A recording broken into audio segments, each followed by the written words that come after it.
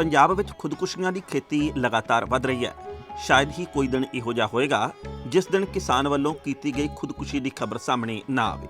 पर विधान सभा हलका लहरा गागा के पिंड लेहल कलां विच एक अजिहा बदनसीब परिवार भी वसदा है जिस दे 3 मर्दां वालों करजे की मार ना चलदियां मौत नूं गल नाल ला लिया गया। पहलां परिवार के मुखी सुरजीत सिंह ने खुदकुशी की ते फिर उस दे 2 पुत्तां ने फाहा लैके जीवन लीला समाप्त कर लई।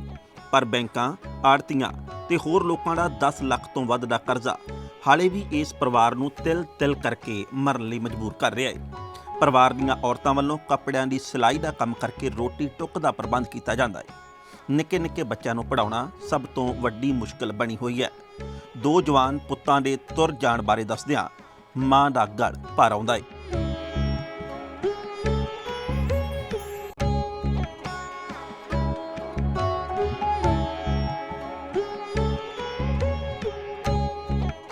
कर्जा देना बेटे 15 लाख लो देना है, 10-12 लाख तो रिश्तेदार मदद करे, हमारी कोई मदद नहीं हुई किसी पास भी। गहना ज़मीन पड़ी है बेटे।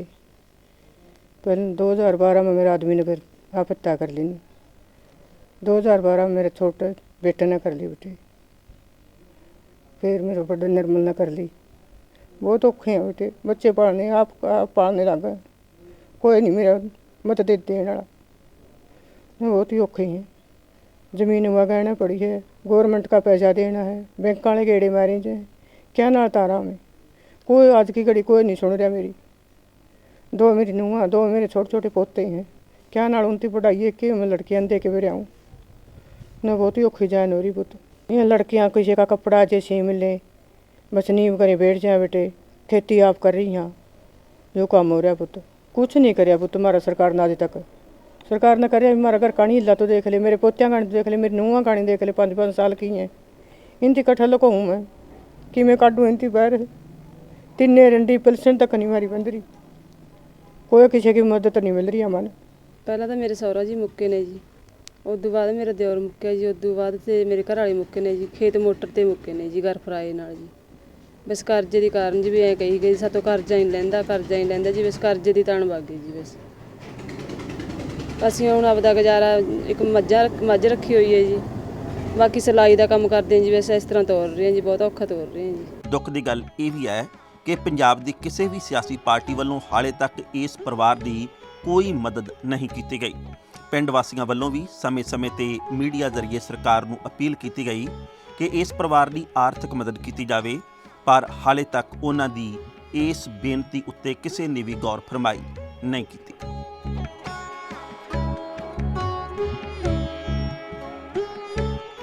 ਇਹਨਾਂ ਦੇ ਪਰਿਵਾਰ ਦੇ ਵਿੱਚੋਂ ਪਹਿਲਾਂ ਇਹਨਾਂ ਦੇ ਬਜ਼ੁਰਗਾਂ ਨੇ ਖੁਦਕੁਸ਼ੀ ਕਰੀ ਹੈ, ਉਸ ਤੋਂ ਬਾਅਦ ਉਹਨਾਂ ਦੇ ਛੋਟੇ ਮੁੰਡੇ ਨੇ 2012 'ਚ ਕਰੀ ਹੈ। ਉਹਨਾਂ ਦੇ ਜਿਹੜੇ ਬਜ਼ੁਰਗ ਨੇ ਉਹਨਾਂ ਨੇ ਵੀ 2012 'ਚ ਹੀ ਕਰੀ ਹੈ। ਉਸ ਤੋਂ ਬਾਅਦ ਉਹਨਾਂ ਦੇ ਵੱਡੇ ਮੁੰਡੇ ਨੇ 2014 ਦੇ ਵਿੱਚ ਖੁਦਕੁਸ਼ੀ ਕਰੀ ਹੈ।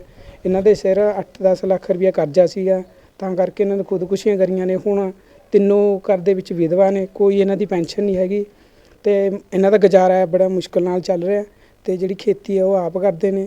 ਸਰਕਾਰ ਤੋਂ ਮੰਗ ਕਰਦੇ ਹਾਂ ਵੀ ਇਹਨਾਂ ਦੀ ਮਦਦ ਕਰੇ। ਦੂਸਰੀਆਂ ਪਾਰਟੀਆਂ ਨੂੰ ਵੀ ਕਹਿੰਦੇ ਆ ਵੀ ਇਹਨਾਂ ਦੀ ਜਿੰਨੀ ਵੀ ਮਦਦ ਹੋ ਸਕਦੀ ਆ ਉਨੀ ਕਰਨੀ। ਪਿਛਲੇ ਦਿਨੀ ਦਿੱਲੀ ਦੇ ਮੁੱਖ ਮੰਤਰੀ ਅਰਵਿੰਦ ਕੇਜਰੀਵਾਲ ਇਸ ਪੀੜਤ ਪਰਿਵਾਰ ਨੂੰ ਮਿਲਣ ਲਈ ਪਿੰਡ ਪਹੁੰਚੇ। ਉਹਨਾਂ ਵੱਲੋਂ ਐਲਾਨ ਕੀਤਾ ਗਿਆ ਕਿ ਜੇ ਉਹਨਾਂ ਦੀ ਪਾਰਟੀ ਦੀ ਸਰਕਾਰ ਬਣੀ ਤਾਂ ਇਸ ਪਰਿਵਾਰ ਦੀ ਵਿਸ਼ੇਸ਼ ਮਦਦ ਕੀਤੀ ਜਾਵੇਗੀ।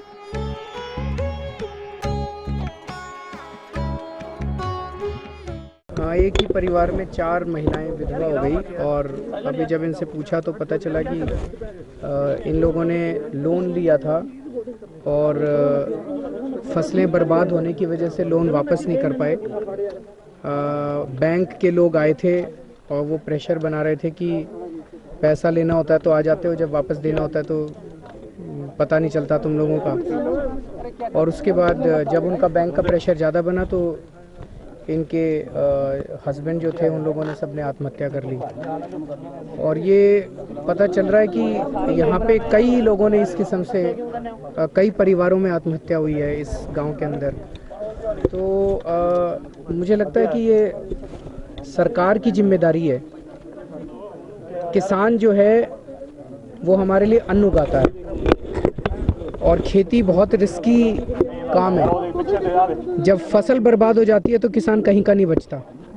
ऐसे में सरकार की जिम्मेदारी बनती है कि वो उन किसानों को जिनके ऊपर अगर फसल बर्बाद हो जाती है, जिन किसानों की, उनको कुछ ना कुछ मुआवजा दे। दूसरा ये, अगर जैसे ही आम आदमी पार्टी की सरकार बनेगी, अगर फसलें बर्बाद होती है तो उचित मुआवजा सबको दिया जाएगा। दूसरा ये पता चला यहाँ पे कि कुछ सरकार की यहाँ स्कीम है शायद कि अगर किसी के घर में सुइसाइड कर लेता है तो सरकार उनको शायद 3 लाख रुपए का वो देती है। वो भी मिला नहीं है किसी को भी यहाँ पे नहीं मिला।